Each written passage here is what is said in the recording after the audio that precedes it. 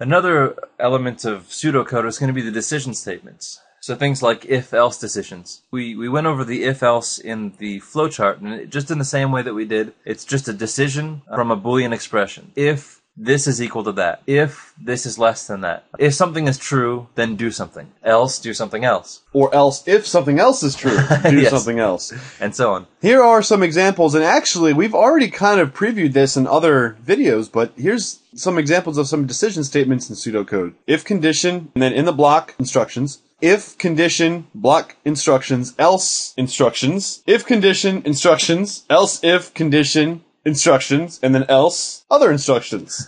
So it's pretty self-explanatory. So that's the basic nature. Those curly braces show a block that belongs to the decision statement. So if, the belonging curly braces, what to do if that condition happens. Otherwise, if this condition, what to do if that condition happens. Otherwise, everything else. Now we look at some more decision statements. You can have multiple conditions in an if statement. So you can say, if this condition is true, and, as you see with the double ampersands, this other condition is true. So if this and this, then do that. And then the one below that is if exclamation point condition means not this condition, then do the following instructions. Then is if a condition, and then within that if block, if another condition, then do these instructions. Now that's, in the bottom left-hand box, that is an example of what's called a nested if statement. And it's just simply an if statement that is inside a code block of another if statement. And now we look to the top right, and this is the or statement. This is with two vertical bars, dictates the or. If, condition, or another condition, do the instructions. Yeah. And we can combine the two of these, so we have the and is the double ampersand, and the or is the two vertical bars. So if, condition, or, double vertical bar, condition, and another condition, then do these instructions. Now, that just goes in the order that we see it. So if this condition, or this condition, and this condition. Now in the bottom right with the parentheses, now we do it in order of operations. So if this condition and that condition, or separately from the result of that, this other condition, then do these instructions. Now, this is where practicing your basic logic will help, because when you're developing code, you need to define very strictly the types of conditions that need to be met in order for your program to flow properly.